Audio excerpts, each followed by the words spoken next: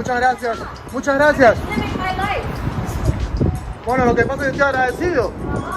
Está mal, está... Today we'll be discussing Jennifer Lopez's attempted acting comeback. But first, we take a deep dive into her life over the years. Stick around until the end to find out more. Welcome back to our favorite edition of Where Are They Now? I'm your host Michaela, here to break it all down. Jennifer is considered one of the most popular Hollywood artists of both her time and all time. She uses variety as a singer, dancer, and actor, where she's earned it all, from renowned acting roles to #1 hits. Which J-Lo song or role is your favorite? Share your thoughts in the comments and let's jump right in. This Puerto Rican pop sensation was born in New York City on July 24th, 1969, to parents Guadalupe Rodriguez and David Lopez. Jennifer is the second-born middle child of 3 girls. Her older sister is Leslie and her younger sister is Linda. J-Lo was 5 when her parents signed her up for dancing and singing classes, and as she grew older, she was enrolled at Preston High. In her last high school year, Jennifer went after multiple small film projects and managed to land a role in the 1986 low-budget film My Little Lady. She later studied at Baruch College, but ended up dropping out due to her dream of becoming a movie star. However, her parents didn't approve of the career path she desired, which led to Jennifer moving out and living on her own in Manhattan. In February 1997, Jennifer married Cuban actor Ohani Noah, but they lasted less than a year and divorced in January 1998. In September 2001, Jennifer remarried, this time to choreographer and actor Chris Judd. However, this couple filed for divorce in June 2002. Thinking she got it right this time, Jennifer and actor Ben Affleck began dating that same year and ended up engaged by November. But like the others, the pair parted ways in January 2004. This wouldn't be the end of her dating spiral, however. In June 2004, Jennifer and singer-songwriter, actor, and record producer Mark Anthony tied the knot and had their first children, twins, in February 2008. They separated in 2014 after filing for divorce in 2012. Between October 2011 to 2014, Jennifer and former backup dancer Casper Smart saw each other. Jennifer was also romantically involved with rapper Diddy. In 2017, Jennifer began dating Alex Rodriguez. Their engagement was announced in March 2019 and was called off in 2021. That same year, she and Ben tried to make it work once more and wound up engaged in April 2022. In July 2022, Jen and Ben wed in Las Vegas. After briefly working as an actress and dancer in a few stage musicals, J-Lo won a 1990 national competition and in turn earned the role of a fly girl in Fox's comedy series In Living Color. She made other television appearances prior to her Hollywood debut through 1995's My Family. This film had a fair amount of critical and commercial success. Her breakthrough role was through portraying the late Latina singer Selena Quintanilla Perez in the 1997 film Selena, surrounding the life of her young and untimely death. The following year, the triple threat star won a Best Actress Motion Picture, Musical, or Comedy Golden Globe for her role as Selena. Again in 1997, Jennifer took on lead roles in the popular movies Blood and Wine and Anaconda. In 1998, J-Lo starred in the crime movie Out of Sight opposite George Clooney. The year after, Jennifer debuted as a musical artist with her album On the Six, in which the popular track If You Had My Love saw great success. Her second hit came in 2000 through the successful single Waiting for Tonight, which was nominated for the Grammy's Best Dance Recording Award. Also in 2000, Jennifer starred in The Cell and Enough films. In 2001, Jennifer's singing career saw even more fame with the release of her widely popular album J-Lo, in which copies flew off the shelves of stores near and wide. She also starred in the commercially successful movie The Wedding Planner in that same year. 2003 saw Jennifer's album J to the L.O. The Remixes peak a spot in Guinness's World Record as the first #1 remix album on the Billboard 200. In 2004, Jennifer and Ben Affleck were a part of the film Giggly, and Jennifer took on the female-led role in Shall We Dance opposite Richard Gere. Jennifer and her ex-husband Mark starred in the 2007 biographical film El Cantante after this, also seeing large success. More so, in 2007, Jennifer dropped her Spanish album Como Amo Una Mujer, which performed well on the pop charts and was well received by fans worldwide. In January 2012, J-Lo signed on to the team of judges for the singing reality show American Idol for its 11th season. However, she departed from the show that July, shortly after co-judge Steven Tyler dropped his gig. Again in January 2012, Jennifer released one of her most popular albums,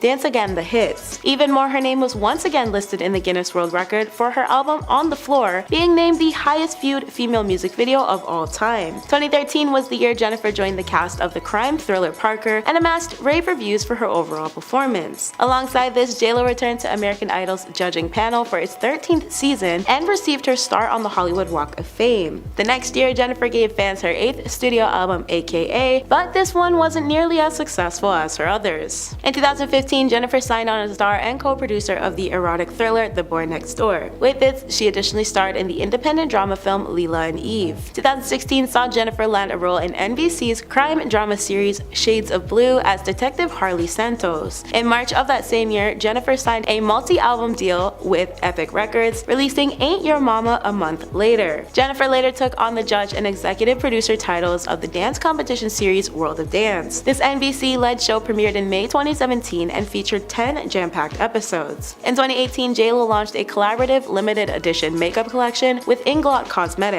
She also starred in and produced the comedy movie Second Act. In 2019, Jennifer was part of the movie Hustlers. Her performance in this brought about high appreciation, and the star was later nominated for the Golden Globes, Critic Choice Movies, Screen Actor Guilds, and Independent Spirit's Best Supporting Actress Awards. In 2020, the world saw Jennifer co-headline the Super Bowl's 54th halftime show next to Shakira. Again, in 2020, she made a single episode appearance in the Thanks a Million series and the TV special One World Together at Home. Additionally, Jennifer released 2 collaborative songs, Lonely and Pati, with Colombian artist Maluma that year. In 2021, the triple threat star launched her ongoing skincare line, JLo Beauty. Don't forget to subscribe to Where Are They Now Today if you're a JLo fan. Now, let's discuss Jennifer's acting comeback and how it ties into today's video. According to reports, JLo's latest acting gig, Marry Me, doubles as a Jennifer Lopez comeback tour. Naturally, there aren't many names in pop culture who define being a successful pop star quite like JLo, who started off as one of Living Colour's fly girl dancers and achieved topping Billboard's Hot 100 by the end of that decade. It makes sense that lately though, Jennifer's career is starting to shift into a perpetual comeback tour where the singing actress either continuously rehashes her past successors or creates brand new ones. Still, this doesn't take away from the fact that Jennifer is a unique multi-hyphenate who conquered the film, TV, and music industries, all while basically paying TMZ's bills along the way. Somehow though, it's Jennifer's steady uphold of starring in romantic comedies that created her household name. So much so that even her most recent ventures of success came from producing all sorts of mainstream love stories like Made in Manhattan and The Wedding Planner, which were true early successors. As for Marry Me, the latest JLo rom-com to attempt to recapture the sparkle of her earlier hits, sees the mid-50s actress reliving where she's been and wherever she may want to go next. In fact, the film's narrative follows so closely to JLo's reality that it could possibly be mistaken for a quote, personal manifesto. The film reunites Jennifer, who additionally serves as one of the movie's producers, with her Anaconda co-star Owen Wilson, the first of numerous nods to her past, which gives Marry Me a genuine nostalgic charm. In the film, Jennifer portrays Kat Valdez, an established pop singer preparing to marry the up-and-coming Bastian, portrayed by Maluma in his feature debut at their next concert in front of an audience of thousands and millions of virtual and live people. Another greatly dated moment from the film comes from everlasting nice guy Jimmy Fallon performing a mean-spirited monologue to broadcast that Kat's marriage to Bastian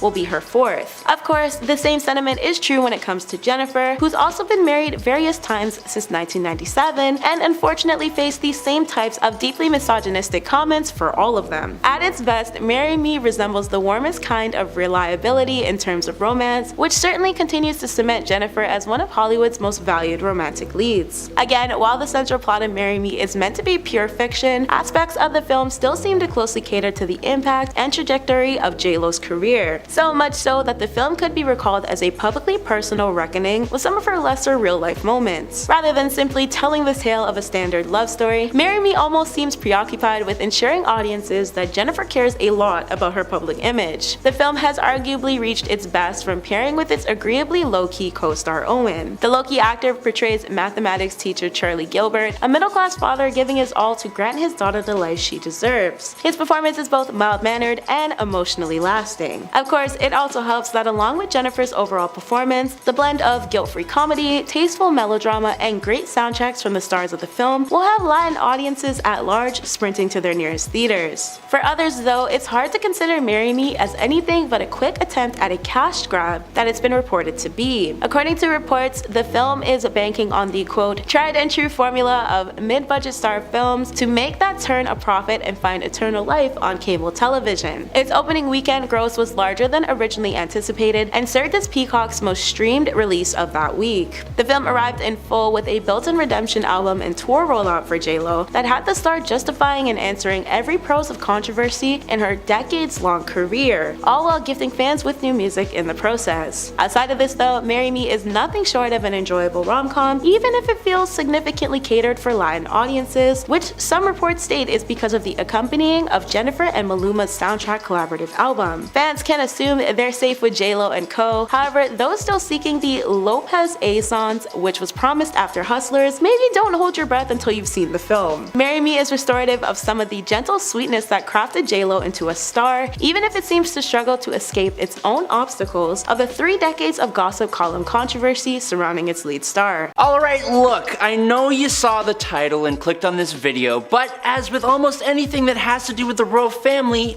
it's not so simple. After reading a bunch of articles with different perspectives, different opinions, and interestingly pushing different narratives, this is what I've gathered about the whole Prince William bullying accusation. I'm Adam Andrews with Where Are They Now, and we're talking about Prince Harry accusing Prince William of bullying. So, in the first half of the Harry and Meghan Netflix docuseries, it focuses heavily on Meghan's side of everything, her story, her interactions, and her family, while in the second half that released a few days later, that focuses much more on Harry's side of the family. There was a point during those final 3 episodes where Harry said that after the couple's plans to leave the UK hit the press, there was a meeting between Harry himself, his brother William, their father Charles, and Queen Elizabeth II at Sandringham. Without elaborating too much on actual conversations that took place there, Harry did speak about how things got heated and about his brother yelling at him. We believe that this is probably true because it is rather well known that William, a lot like his father, has a rather short temper. In the docuseries, Harry says, quote, "It was terrifying to have my brother scream and shout at me and my father say things that weren't true and my grandmother quietly sit there and take it all in."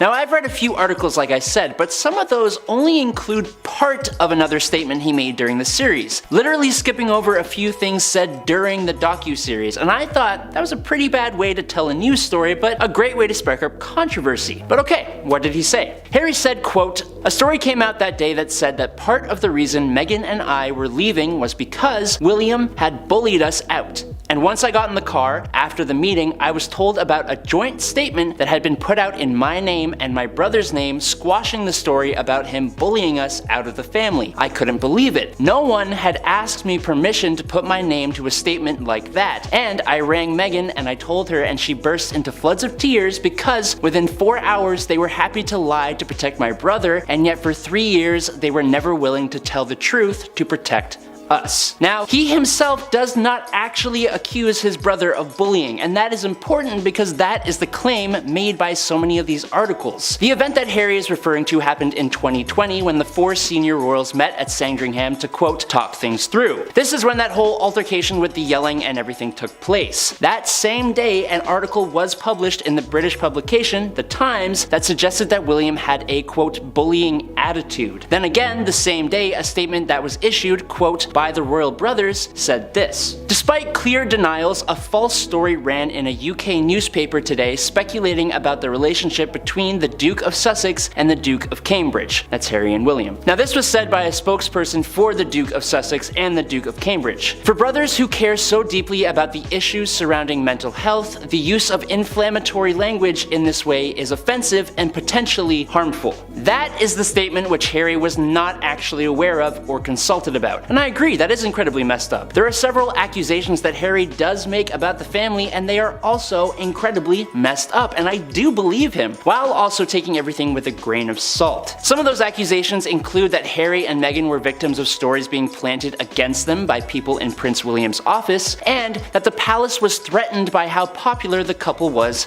with the public. The couple weren't specific about which stories were the ones that had been planted, but Harry said some other things as well about the way that the palace would plant and trade stories. And he does speak about something that I'm assuming brought him and his brother apart a bit more here as well. Harry says, quote, "There's leaking, but there's also planting of stories. So, if the comms team want to be able to remove a negative story about their principal, they will trade and give you something about someone else's principal. So, the offices end up working against each other. It's a kind of weird understanding or acceptance that happens." He then says, "William and I both saw what happened happened in our dad's office, and we made an agreement that we would never let that happen to our office. I would far rather get destroyed in the press than play along with this game, this business of trading. To see my brother's office copy the very same thing that we promised the two of us would never do, that was heartbreaking. Harry also seems to have implicated that Charles's office leaked the story to the media that Harry and Meghan wanted to move to Canada in a story put out by The Sun in January 2020. According to Harry, the detail about the couple's willingness to leave their Duke and Duchess of Sussex titles was, quote, the giveaway that it had been leaked. The interesting thing about this docuseries is that while specific people are mentioned, Harry and Meghan's criticism seems to focus more so on the institution of the royal family over the actual individuals involved, with Prince William being the only one who some of Harry's criticisms is aimed towards, and that seems to come from a place of disappointment. Speaking of the bitterness that had been created by everything, Harry said, quote, I mean, the saddest part of it was this wedge created between me and my brother so that he's now on the institution's side. I understand, that's his inheritance, so to some extent it's already ingrained in him that part of his responsibility is the survivability and the continuation of this institution. Harry and Meghan cover a lot of different things in their docuseries, and I'm only talking about one part of that, so I suggest if you are interested that you go and watch and do some of your own research and come up with your own conclusions. Now, I saw one comment on another video of ours that asked me whose side I'm on,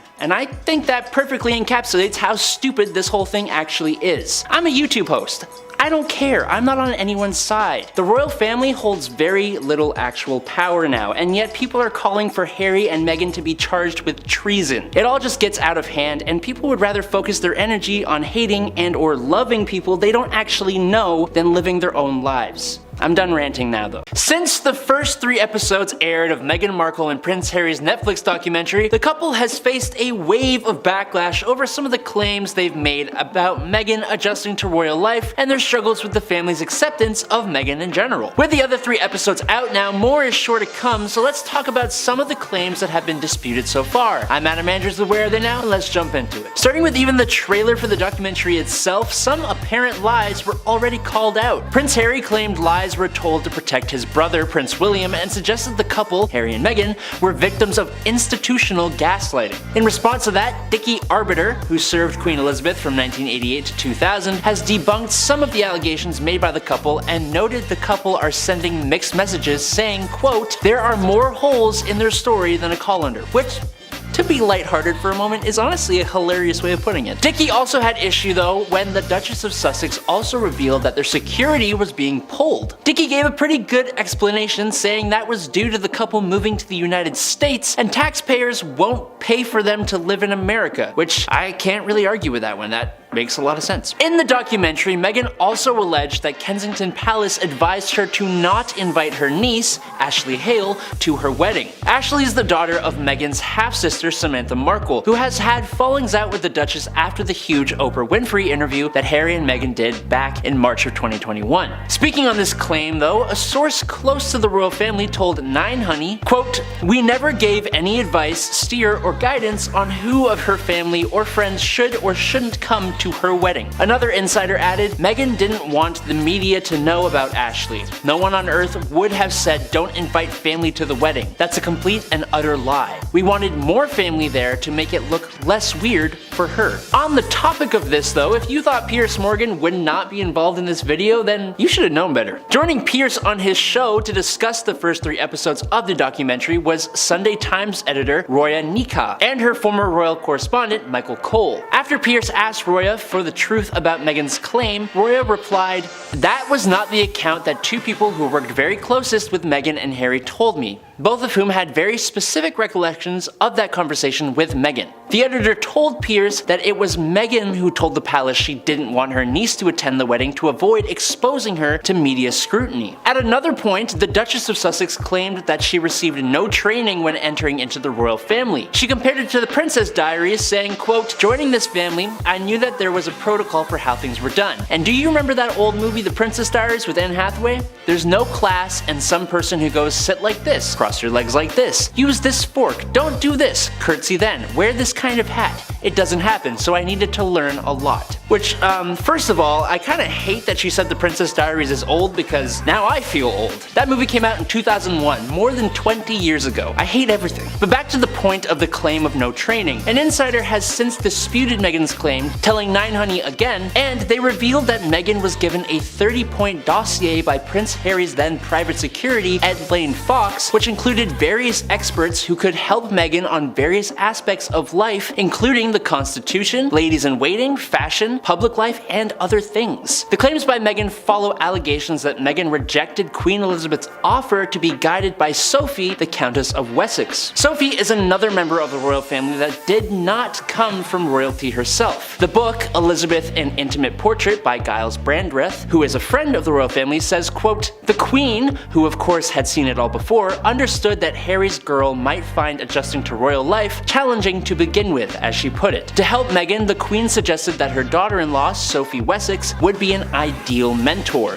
And the Queen even apparently said, quote, Sophie can help show you the ropes." The author continued on writing that Meghan apparently made it very clear that she did not need help as she had Harry. On top of that, the Duchess reportedly also rejected advice from Camilla, who was the Duchess of Cornwall at that time. So it seems that Meghan didn't accept the help that was offered, if it was actually offered at all, which I think it probably was. Viewers also spotted another problem with Harry and Meghan's recollection of their first meeting. Harry revealed in the first episode how he met Meghan, but it appeared to be contradictory to past versions of that story, and on top of that, fans spotted issues with the pair's new tale of his proposal as well. In a previous interview about their engagement in 2017, Harry claimed that he had proposed to the Duchess in the kitchen on a standard, typical night in their cottage, but in the new series, Harry says he proposed in a candlelit garden. At yet another point in the documentary, Harry claims he was blocked from seeing the Queen, which goes against what he told Oprah Winfrey during the 2021 interview. During that interview, Harry said, quote, "She said I have no plans for the week, why don't you come up and we'll have tea, stay the night, you and Meghan." With Meghan adding that they were on their way to Heathrow Airport and an urgent message came through saying that the Queen was busy, which was confirmed by the Queen herself, who told Harry she didn't know that she was supposed to be busy when Harry called her. Now in the second installment, Meghan has revealed why she opted for a trio of brightly colored outfits during the royal couple's farewell tour of the UK. Speaking in episode 5, Meghan said, "Until that last week in the UK, I rarely wore color and I never wanted to upstage or ruffle any feathers, so I tried to blend in. But I wore a lot of color that week. I felt, well, let's just look like a rainbow." But there are tons of photographs taken from many different royal outings over the years that prove that Meghan regularly wore many bright colors all the time. This is kind of a weird one. I don't know why anyone would lie about that. It's just bright colors.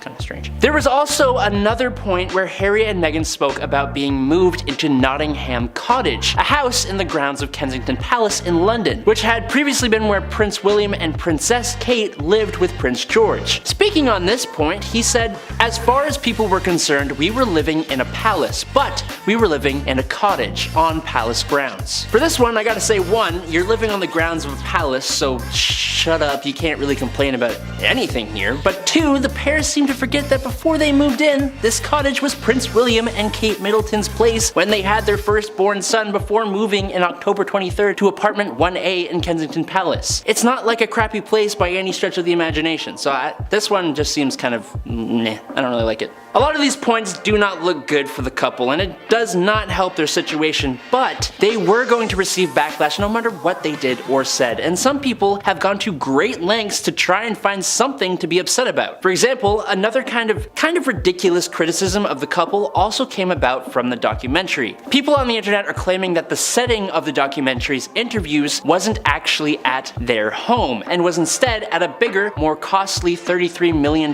mansion, which is currently on the market located near the Sussex residence. Internet sleuths who care way too much about these things noticed that the photos of the property on the real estate page were the same as the backgrounds in some of the documentary's scenes. Okay, so let's entertain this criticism and ask ourselves, why would a different house have been used? Well, outside of the possibility that it was actually their house, one, the couple may have wanted to come across in a more lavish manner, therefore, by showing a property that had more opulence, it would have shown that they were living comfortably. If you think that makes them fake, then that's fair, but no one in the royal family isn't. But the second point, the internet sleuths who looked up all this information kind of proved the fact that it could simply have been due to security concerns. The couple may not have wanted to disclose their exact location, as well as the contents and layout of their own home to the whole world. But if we need a third point could be it could have totally just been a production choice made for a variety of factors that have nothing to do with Harry and Meghan. Whatever the reason is, people on social media made their position very clear that they think the couple was trying to put on a persona that did not reflect their actual lives. I will agree that it doesn't help their situation, obviously, but I don't know about that one. The thing with this story is that the people who are longtime fans of the royal family absolutely hate Meghan, and they are quick to fight any claims she makes. Never once have I heard a royal family supporter agree with anything that Meghan says. But on the other hand, people who support Meghan or just don't like the idea of the royal family do the complete opposite, believing most of what Meghan says without even questioning it. And no matter your opinion, you are bound to run into large groups of people who will fight tooth and nail to disagree with you, no matter what. And I can already see the comments now who are going to disagree with that statement itself. Some comments about the topics that I have seen are just way too upset about the whole thing, in my opinion. This guy James wrote, "Prince Harry is an absolute embarrassment to the royal family. Him and Meghan should be stripped of any titles they have. The Queen would be devastated about the lies and deceit coming from the pair of them." People's feelings are intense on this subject, but despite that, we do want to hear your well thought out and non-combative opinions, so let's start a discussion down below. And I keep telling them I'm fine. They say, "Are you okay?" My life is a constant state of vacation. I'm enlightened. Are you okay? Why are you concerned about me? Hello my friends and welcome back to Where Are They Now? In today's video, I'll be giving you the rundown on TikTok star Gabbie Hannah. Let's dive in. Gabbie Hannah is an American singer, songwriter / comedian who gained immense fame from the former video sharing and creating platform Vine. Since then, Gabbie set her sights on putting all her focus on her musical talents and ended up releasing her debut album titled Trauma Queen in July 2022. Now let's rewind a bit. Gabbie was born in Newcastle, Pennsylvania on February 7th, 1991, currently making her 31 years old. She has 5 other siblings, born in a family of 6 from her parents, though there isn't much known information on the members of Gabbie's family. However, I do know that Gabbie graduated with a BA in 2013 at the University of Pittsburgh for psychology and communication. Gabbie's estimated net worth is currently reported to be an average of around $2 million. Gabbie's rise to fame started out like many well-known influencer turned stars nowadays. She began uploading skits on Vine around late 2013 and picked up fame on the app for her creative content. In short, Hannah amassed over 5 million followers in a brief period of time. Previously, Gabbie worked under a marketing company in a selling position for products through Sam's Club. She later became the company's top salesperson in the United States. Following this, Gabbie relocated to Cleveland, Ohio to assist with the new branch's launch. However, Gabbie had to remove herself from the company when she came to the conclusion that they were operating a quote pyramid scheme. In 2014, Gabbie created a YouTube channel, firstly known as The Gabbie Show, until it was renamed Gabbie Hannah in 2017. Once again, like many up-and-coming influencers on the rise at the time, Gabbie moved to Los Angeles, California to jumpstart her growing career. Here she worked under the online media company BuzzFeed for a bit of time, but eventually left to put all her focus into her YouTube and Vine account. After the beloved Vine app saw its end in 2016, Gabbie continued to push her influencer lifestyle to the max. She accompanied the lip sync tour Drop the Mic with several other YouTubers in late 2016. Gabbie later revealed her intentions of transitioning from influencer to artist by releasing an album near the exact time her first single, titled Out Loud, debuted alongside an official music video. In the next few months, fans of Gabbie saw her joining MTV's social media team following her sign to Creative Artists Agency. Gabbie received her first nomination as a fresh celebrity in January 2018 for the Shorty Awards 10th show in the category of YouTuber of the Year. In May 2020, Gabbie dropped her second EP called Bad Karma, following her debut EP Two-Way Mirror, released on May 31st, 2019. Her next and latest musical release to date was Trauma Queen, her first album, which saw its reveal in the summer of this year, specifically on July 22nd. 2 of Gabbie's poetry collections, IDK and Sharing, have been dubbed under the New York Times bestseller category. Now let's discuss Gabbie's currently bizarre behavior over TikTok and how it pertains to what we've learned so far. In the past few days, most recently, the Trauma Queen TikTok star with over 7.5 million followers uploaded over 100 sets of mini videos deemed as controversial, which has sparked massive worry from fans across the globe. Supporters of Gabbie were quick to express their concerns for her on a number of social media sites and apps. This is in light of her mostly religious in nature TikToks that range from a variety of concerning topics, and the time in between each one and how many there are raised eyebrows for several viewers. Nonetheless, fans have collectively grown distressed since it was revealed by Gabbie that she had been previously dealing with bipolar disorder, which typically causes extreme mood swings and emotional highs depending on the person it's affecting. In one of these videos in particular, Gabbie can be seen pleading for prayer as she accused someone of breaking into her home. In others, she was singing, dancing, laughing, and screaming about numerous troubling opinions on things like religion, aliens, race, and more that didn't quite make sense to those watching. Before her upsetting social media spiral, Gabbie was known to take extended breaks frequently on social media, but she broke this off somewhere in between to host her first live performance earlier this year since her last time online in November 2019. However, Gabbie made her return to social media in the new year by her sharing a single that was set back then to be featured in her next album titled Rewired. Following this, Gabbie rebranded and relaunched her podcast with an announcement that she would be quitting around the same time next year and dropping Trauma Queen. At the time, Gabbie also set a record for pre-orders, but this didn't dismiss many people's concerns regarding Gabbie's mental state neither then nor now. And as we reel back to more recent times, Gabbie was visited by LA law enforcement on Wednesday in light of viewers urging her to be checked on after Gabbie raised serious concerns among her followers with her bizarre string of TikToks over a 24-hour period. Once her horde of videos to the content creating platform was uploaded, LA police officers were requested to speak with Gabbie, and Gabbie confirmed this herself along with the fact that the LAPD left her a wellness card because she did not meet the criteria for a hold. As per TMZ, originally the officers brought a psychological evaluation team with them who assessed her situation, and after their consultation decided Gabbie did not pose a threat to herself or anyone else. They allowed Gabbie to remain in her LA home for the time being. Now let's break down a few more of Gabbie's videos in question in a bit more detail. We'll start with the one she posted after the LAPD left her home. This one came on Thursday around 9:30 in the morning, nearly 24 hours after her previous lump sum of videos. In it, Gabbie was lounging in a hot tub with text overlaid which claimed how she was quote cuffed and detained by 5 officers who busted into her house through the back door because she exercised her free speech and religion. She also said in the video text that they had sent 2 psych evaluation specialists who almost dragged her off to a hospital, but luckily she's smart, educated, kind, and brave. In a second shortly posted video following this, she backtracked slightly with "Thank you officers sincerely, and thank you to everyone who called in concern." The caption for this video was thanking her religion's higher power for her life and detailing how she was scared but her faith kept her safe. The TikTok was accompanied by Nicki Minaj's Super Freaky Girl song. But what about Gabbie's videos prior to the LAPD's check-in?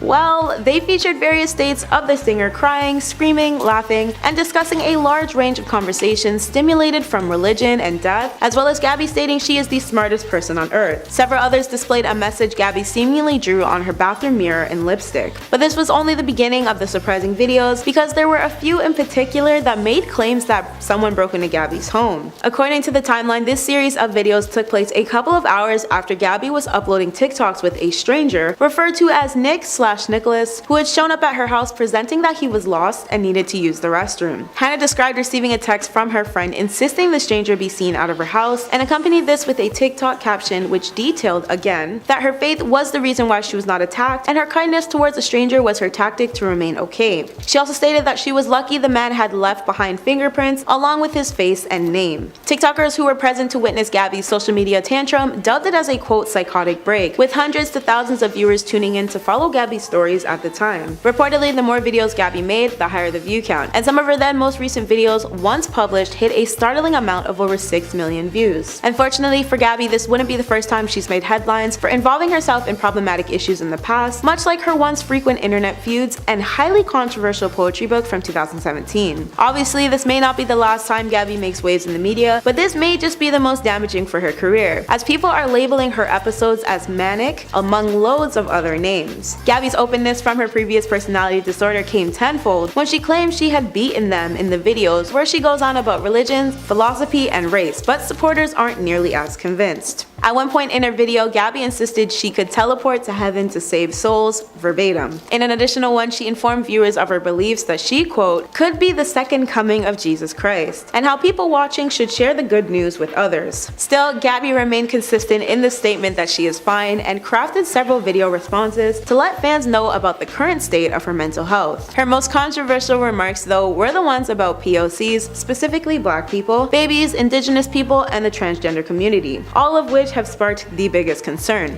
Comments in her earliest videos targeted Gabbie's thoughts to initially lead to a larger discussion of how it's possible for Gabbie to be condemned for her offensive comments while still remaining empathetic for her situation. However, this is where the Nick situation escalated, and the issue in general hit the fan quickly when Gabbie addressed the camera in one of her videos to state that Nicholas was indeed a stranger. In short, she referred to Nick as a lost little angel as well as a little brother in Christ. Nick was reported to have filmed a series of his own videos inside Gabbie's home, including one which showed the male petting a cat inside the house. Apparently, the two even paired up for a partner video as they danced together in front of a mirror. Nick's most alarming TikTok was the one where he was asked for suggestions from viewers on how he could help Gabbie in the current position he was in, because it was said to be the one which pushed him to search through Gabbie's prescriptions. In what was a huge invasion of privacy, Gabbie rightfully questioned Nick as to why he misled her about the reason for entering her home. Gabbie also kicked him out, which Nicholas later confirmed in another video. Nick posted several TikToks after this defending his actions, and in a live stream on the app, he declared Gabbie's home address was public information when he searched for it. Of course, given the division on the matter, some viewers praised Nick for stepping up to offer to help Gabbie, but far more were on the opposite end of that spectrum and displayed the disturbance at how Nick located Gabbie's home and entered her house despite him being a complete stranger and most likely just looking for clout. There was also a bunch of people who accused Nicholas of feeding into her delusions rather than calling for help at the time. Regardless of where people stood on the Nick issue though, the majority of commenters had pleaded for the songwriter to call for a friend or for help overall. In conclusion, fans are left wondering whether or not this was all just a publicity stunt from Gabbie in the end, or if she's really suffering from an actual mental health crisis. A top commenter on one of Gabbie's latest videos later posted, "I am so stressed. If this turns out to be a PR stunt, I will never forgive this."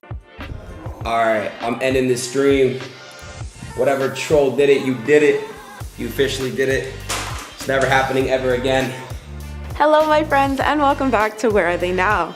In today's video, I'll be giving you the rundown on the famous Twitch streamer Adin Ross. Let's dive in. Adin Ross is an American internet celebrity, which may also be referred to as an influencer. Adin received his time in the spotlight through streams he created on the live streaming platform known as Twitch. Adin is best known for his popular streaming videos, which include gameplays of Grand Theft Auto and NBA 2K. His Twitch channel is self-branded and is one of the most followed channels according to the platform, with over 4.3 million followers. Aside from his Twitch streams though, Adin also has a well-known YouTube channel as a content creator under the name Adin Live. Here he creates and posts prank videos, challenges, and gameplay for several video games. His YouTube channel has accumulated more than 1.45 million subscribers. Now let's rewind a bit. Adin was born in Boca Raton, Florida on October 11, 2000. During his childhood, Adin moved around frequently before finally getting the opportunity to settle down in Three Rivers, California. It was here that he enrolled in Woodlake Union High School. Adin's religion is Christian and his zodiac sign is Libra. Adin has an older sister named Naomi and an unnamed stepbrother. Adin's rise to fame came from his streaming on Twitch back in 2019. At the time, Adin was streaming his NBA 2K gameplay with a prominent high school basketball player named Bronny James. The attention was dead set on both Adin and Bronny as they began playing wager matches with a bunch of other streamers, piquing initial interest from the get-go. It's been said that Adin's mixture of witty commentary and his entertaining reactions during gameplay brought in endless followers. By late 2020, Adin trended #1 on Twitter for starting and popularizing the hashtag #Make2K-Fun-Again. He was an E-Date stream host, which invited tons more views to his channel and further accelerated its growth. Adin made his YouTube debut in late 2019, where he began posting podcasts on top of those mentioned prior, as well as other lifestyle content outside of his gaming, proving he was a well-rounded and upcoming influencer. Adin's first stream video from 2019 hit a 10,000 Twitter subscribe rate in November 2020. A little earlier that same year in April, Adin was offered a Twitch partnership. His Twitter account had gained 100 138k followers by 2021, and his YouTube channel saw a 437 subscriber count that year as well. However, despite this, one thing Adin has personally seen a lot of in his days to fame was controversy. To break this down a bit, in April 2021, Adin's Twitch channel had a sudden skyrocket of 3 million followers, but they all turned out to be bots. And these bots were known to often attack channels and result in streamers getting banned. Luckily for Adin though, his channel escaped the ban and wasn't too heavily affected. Then again, Adin got caught up in a string of arguments with fellow streamers Ludwig and Sodapoppin. As per reports, Ludwig and Sodapoppin attacked Adin by creating all sorts of insulting comments regarding Adin and his community. In response, Adin banned Sodapoppin from his channel's chat room and retaliated even further by calling Ludwig a nerd. Twitch officially put their foot down with Adin back in May 2021 by placing him on a 24-hour ban after he supposedly streamed sexually explicit content during his GTA 5 gameplay. In Adin fashion, he hit Twitch back with criticism over Twitter for their alleged double standards. This prompted the Free Adin hashtag started and campaigned by his fans on the tweeting platform. Now, let's discuss where Andrew Tate comes into Adin's mix of controversies and how it pertains to what we've learned so far. Most recently, the famous Twitch streamer took massive shots at problematic former influencer Andrew Tate in one of his latest streams. Quote, "And you're always gonna be bald" was only one of Adin's many insults for the once champion kickboxer. This all started after Andrew had joined Adin in a stream to discuss his ban from Facebook and Instagram for violating several meta policies between the platforms, including one regarding dangerous organization and individuals. Everything seemed to be going well until the end of the stream started trickling in and things became a little awkward. Adin seemed determined to not let Andrew leave his stream, and so Andrew agreed to stay on with the agreement that Adin sang him a song. Adin seemed content with this as he belted a few bars of "Andrew, please don't go," most likely hoping to keep Andrew locked in for a bit longer. However, Andrew ended up responding to Adin by telling him that his performance was terrible before exiting the stream. Adin wasted zero time putting himself in full screen mode at that point. When his face came into view, he looked genuinely speechless and overall shocked. It seemed Andrew clowning Adin did not sit well with the streamer because he went on to throw several shots at Andrew over his current situation. And Adin smiled bewilderingly the entire time, just knowing Andrew would eventually see what he had to get off his chest. Quote, "F you, that's why your Instagram got banned, and you're never getting it back." He then referred to Andrew as bald at this moment and continued with, "I know you're gonna see this, you're always gonna have a banned Instagram. The #1 most viewed app in the world you're banned on." And if you thought Adin was done here, he was not. And another thing Adin was not doing at the time was holding back, because his comebacks were being fired back to back, adding that no matter what effort Andrew puts in, he will never revert back to his glory days. Adin finalized, "That's your get back. Take a private jet, take a yacht, go to Instagram headquarters, demand it, and they're gonna shut you down." "But I thought you were God. I thought God couldn't get shut down." "That's a shame, Mr. T. That's a shame." And while Andrew has not stepped out of his line to respond to the roast, Reddit users surely found the situation interesting and amusing to say the least. It was to no one's surprise when Adin's insults landed on livestream fails, where the clip was met with mixed division of support and bashing towards the streamer. While others made a point to state that Adin should not have been a punk about the situation because he started mocking the kickboxer after he already left. In two technically opposing opinions, one Redditor referred to this event as being Adin's Joker arc, while a second thought Adin looked as if he was news reporting in Gotham City. But did Adin actually win this debacle?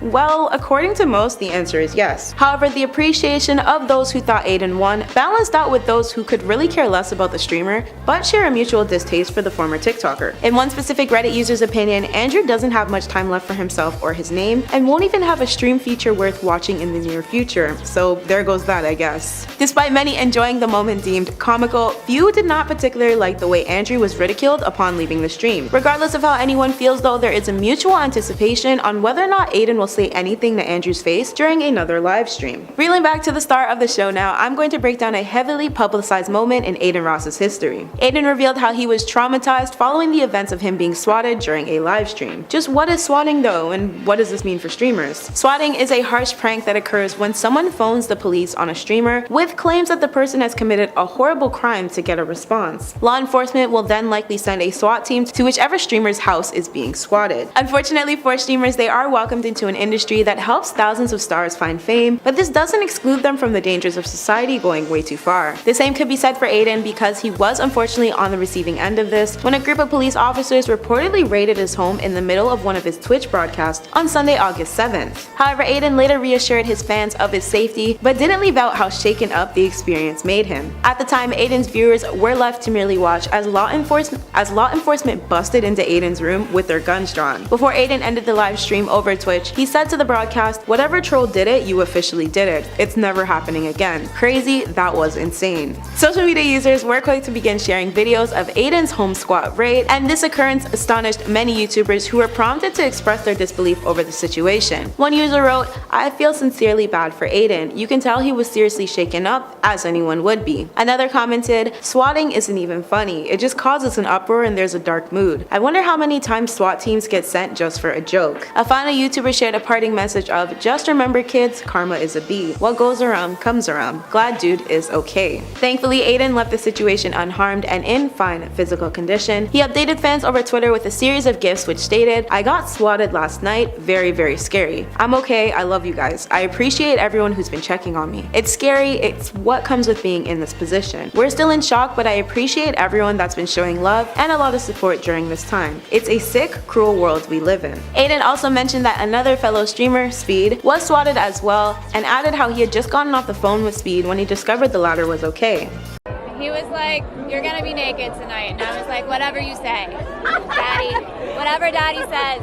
Megan Fox was on the hottest celebrity lists. She was on almost every magazine cover and most recently seen under the covers of MGK's bed. Megan Fox has been severely criticized for her good looks and bad attitude. She's been bullied and she's even been a bully. There was even a dedicated day in her name in 2009 called A Day Without Megan Fox in the hopes that social media platforms would voluntarily not post any news or photos regarding the hot Hellraiser. Her acting career was cursed after atrocious comments were made about Michael Bay that sent Steven Spielberg into a fury. Megan Fox was raised under a very strict roof and attended Catholic school for most of her adolescence. She started dancing and acting by the age of 5. Megan was born in Tennessee and moved to Florida with her family by the age of 10. Megan Fox's modeling career kicked off when she was 13 years old and won several awards at the 1999 American Modeling and Talent Convention. Even though Megan was receiving praise for her good looks, it wasn't always an easy strut down the runway. Megan Fox used to get bullied at school. Kids would call her names, and someone literally threw ketchup packets at her. Megan actually used to eat her lunch in the bathroom stalls. Remember that scene in Mean Girls when Gabbie Hannah used to do that? Yeah, that was based off of Megan Fox. In high school, she claimed that she was never popular and always got along better with the boys, which females found very threatening and didn't want to have anything to do with her. Megan was alienated for so long, but finally found her calling and future in her acting career. Or so we thought. Megan's acting career started in 2001 when she appeared in Mary-Kate and Ashley's film Holiday in the Sun. She then joined forces with Lindsay Lohan on Confessions of a Teenage Drama Queen a few years later. Megan Fox landed herself a supporting role on the TV show Hope and Faith that went on from 2004 to 2006. And in 2007, Megan Fox finally rose to prominence with a huge leading role in Michael Bay's Transformers. The movies went on to be very successful, but drama seemed to follow Megan around wherever she created it herself or was being directed at her. In an interview with Megan after filming the first and second Transformers, she started comparing Michael Bay to Napoleon and Hitler. Megan said, and I quote, "He's like Napoleon. He wants to create this insane, infamous madman reputation." She went on to say, and I quote, "He wants to be like Hitler on his sets, and he is." Megan Fox was only hired for the first 2 Transformers movies, but by the time the third one rolled around, it was apparent that she would no longer be making any appearance. Even though her comments were about Michael Bay, producer Steven Spielberg was beyond furious and demanded that she be fired immediately. But of course, there were rumors spreading around that Megan made the decision herself to leave the movie, when in fact, that just wasn't true. She was totally fired and deserved to be after the comments she made. Anyone who's worked with Megan Fox has always had the same comment, that she's difficult to work with. Megan would show up without a care in the world for her job. Employees working on the film said that she was acting like she didn't want to be there the whole time. Megan's careless attitude followed her as she tried to find her next big break, which never really happened. Megan Fox decided to break out of her typecasted hot girl roles to find more meaning in her career. But that didn't really seem to stick, as there wasn't much else she was offering us. In 2009, Megan Fox had a lead role in Jennifer's Body, which was a high school-based horror comedy with feminist themes. The problem was, the marketing campaign was heavily aimed at the male population, rather than females who the movie was intended for. After a lot of mixed reviews, the film became a cult classic and earned $6.8 million on the opening weekend. Continuing to explore her options in the acting world, Megan went for more serious roles. She starred in an artsy indie film alongside Mickey Rourke and Bill Murray titled Passion Play. It premiered at the Toronto International Film Festival in 2010 and earned just under $3,000 before heading straight to DVD. The Megan Fox acting curse continued when she joined the cast of Jonah Hex, which now has an infamous reputation as one of the biggest comic book movie bombs of all time. Megan's role in this movie earned her a Golden Raspberry Award, or a Razzie as they're called, for Worst Actress and Worst Screen Couple. When the movie was premiering, Megan stated that no fans or her children should ever go see Jonah Hex, but is still open to being casted in any future DC films. Megan continued to be typecasted in roles where she played the hot girl, or the rich and popular one, roles which only seemed to reflect her current status. In 2014, Megan Fox teamed back up with Michael Bay, settling their feud and beginning to work on the reboot of Teenage Mutant Ninja Turtles, which was a massive success until making the third movie when the project was dropped. Megan continued to find herself in small roles in film and TV until she made her next big break. In 2004, Megan Fox met Brian Austin Green and got engaged in 2006, only to call off the wedding in 2009 and then call the wedding back on a year later. Megan Fox gave birth to their firstborn in 2012 and their second child in 2014. A year later, the two announced that they would be separating and then filing for divorce. 8 months later, Megan and Brian had their third child in 2016 and decided to file for the dismissal of the divorce papers. 1 year later, after spending much time apart while the two were working, they decided to part ways in 2019, though they never finalized the divorce. Megan and Brian remained friends until he found out about Megan's new fiery romance. The two have been co-parenting their children ever since. In 2020, Machine Gun Kelly released his music video for My Bloody Valentine, which featured Megan Fox. The two originally met on the new film Midnight in the Switchgrass, but production was shut down 2 weeks in. Megan said, and I quote, "I knew right away that he was what I call a twin flame after the two of them met." At the time, Megan's ex Brian was aware of MGK, as Megan would talk about him, and he knew that they were friends. But there were loads of rumors going around that Megan and MGK were already giving off very coupley vibes on set. By the summer of 2020, we were starting to see photos of the two circling around. And then Machine Gun Kelly posted their first official couple picture in July. 2 days later, Megan posted a couple's picture with the caption, "Achingly beautiful boy, my heart is yours." And then her ex-boyfriend Brian posted a photo of their son with the exact same caption. He was feeling a bit hurt as the divorce papers still weren't finalized, and he felt like he had a chance to get back together due to their mutual understanding, and he went on to say that he never says never. Finally though, the 90210 star clued in to the fact that Megan had moved on and was all about MGK now. In an interview with Howard Stern, Machine Gun Kelly said, and I quote, "I didn't know what love was until me and her made eye contact. That's when I was like, whoa. What a poet. Who knew that MGK had such a way with words?" At the end of 2020, Megan Fox attempted to file for divorce again from Brian, as she was planning for a while that she was ready to slowly introduce her kids to MGK and their new life together. Engagement rumors started going around at the beginning of 2021, but they were only rumors, of course. Megan was still preparing for her divorce to be finalized. Though one rumor that was being spread when Megan and MGK were first seen together was by MGK's ex, Summer Rae, who accused him of cheating. Summer Rae and MGK were dating while he was filming Midnight in the Switchgrass, but poor Summer wasn't aware of Fox's scandalous behavior. Summer said, and I quote, "I waited in the hotel the whole time while he's filming with her.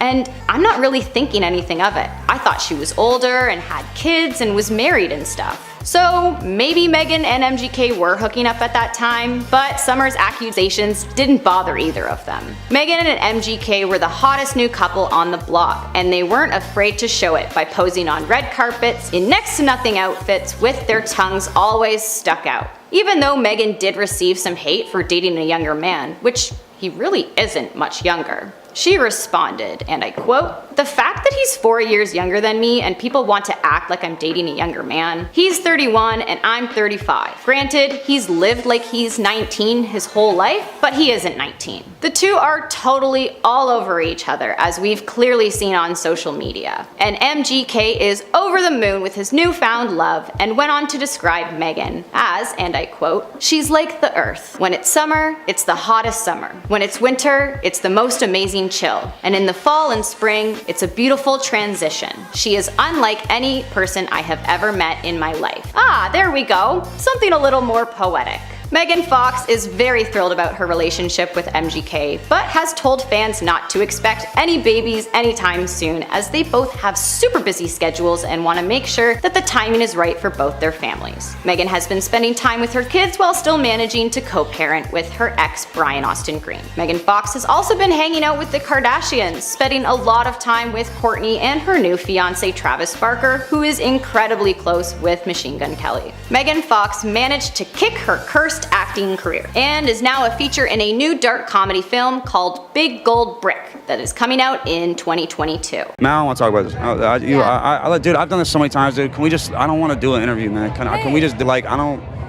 Machine Gun Kelly is one of the weirdest celebs out there. Starting out as a relatively normal rap artist with a standard career, MGK has officially become one of the most talked about celebrities for his bizarre and cringy relationship with Megan Fox. Their weird stints with PDA and needing to write the worst poetry I've ever seen about one another has everybody paying attention, if not also scratching their heads in confusion. MGK also has a checkered past of being aggressive and weird towards fans, talking creepily about girls and starting unnecessary beef with other artists. Despite his odd antics, he still claims to be misunderstood. I don't know, he and Meghan give me high school band kid who just started dating vibes. It's like they're trying to be Twilight actors or something. Colton Baker, known professionally by his rap alias Machine Gun Kelly, was born in Houston, Texas to missionary parents who traveled a lot during Baker's youth. He would grow up, begin producing rap albums, and eventually become rather decorated for his work. In 2012 though, MGK inappropriately tweeted about Eminem's daughter, stating, quote, "Okay, so I just saw a picture of Eminem's daughter and I have to say she's hot as f***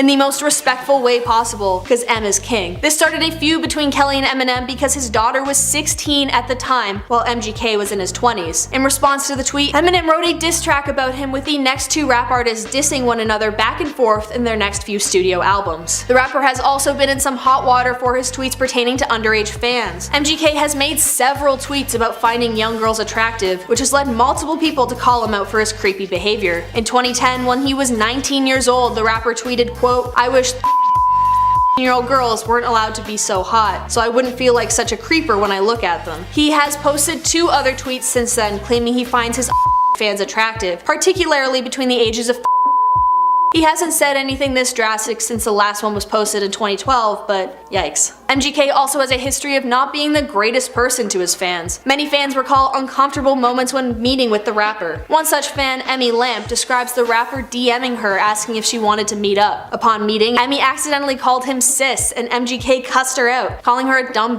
and a weird which left her crying in the bathroom. Similarly, another fan recalls asking the rapper for a picture. He was ignored, so the fan asked again. Reportedly, MGK blew up at the fan, yelling at him to, quote, "Just take the photo." He's also been known to get into physical altercations with fans, although, to be fair, it's usually after the fans incite the violence and egg him on. On another note, MGK has also dabbled in movies, starring in a handful of films with moderate success. He did films like Bird Box and Nerve, and while on set for the movie Switchblade Grass, he met Megan Fox. At the time of filming the movie, MGK was dating Instagram model Summer Rae, and it was later alleged by the model that MGK cheated on her with Megan Fox during filming. Summer Rae stated on the Impulsive podcast, quote, "If you look at the timeline of us dating, we were together and I was waiting the whole time in the hotel room. He's filming with her and I'm sitting in the hotel room thinking nothing's wrong. It wasn't revealed until much later that MGK only took the movie role because he found out he would be filming with the Transformers actor." Meghan herself was married to her now ex-husband Brian Austin Green. During their separation, MGK and Megan Fox officially began dating in June 2020. Together, they are like the weirdest couple of all time. So, being the newest it couple, what have Meghan and MGK been up to lately? Well, on an interview with Tonight Show host Jimmy Fallon, MGK recalls a time that he threw a knife into the air and accidentally stabbing himself in the hands in an attempt to impress Meghan. He recalls that the next morning, once the actress left his home, quote, "I need stitches real quick. I've got a knife in my hand." It's unclear to me whether he kept the knife lodged in his hand the entire night or not. Since the confirmation of their relationship, MGK and Meghan have not held back on PDA at all. Posting to both of their Instagrams consistently, both of the stars love to show off their intimacy with one another. They seem to be extremely poetic. In an October 2021 Instagram post, Meghan writes of her relationship with the rapper, quote, "The tale of two outcasts and star-crossed lovers caught in the throes of a torrid solar flare romance featuring," and then a listicle, "feverish obsession, addiction, shamans, lots of blood, general mayhem, therapy, tantric night terrors, binding rituals, chakra sound baths, psychedelic hallucinations, organic smoothies," and now I'm paraphrasing here so we don't get strict, "the kind of intimacy that would make Lucifer clutch his rosary." I mean, yeah, enough said, I guess. Not much else to add to that one. I mean, isn't Megan Fox like 35 years old too? I guess it's nice she's getting some organic smoothies in between all those tantric night terrors. There's also that one time for GQ magazine that Megan Fox and MGK were recounting when they first met on a film set that I will have to get you to fill in on the blanks a little bit for certain words I can't say. Fox is quoted as saying, "I just remember this tall, blonde, ghostly creature, and I looked up and I was like, you smell like insert potent smelling substance characterized by a green leaf here." He then looked down at me and was like, "I am that substance." Then I swear to God he disappeared like a ninja in a smoke bomb. That was the actual quote. They also refer to their relationship as the darkest fairy tale that has a demonic side. I literally don't know what that means. Like, what?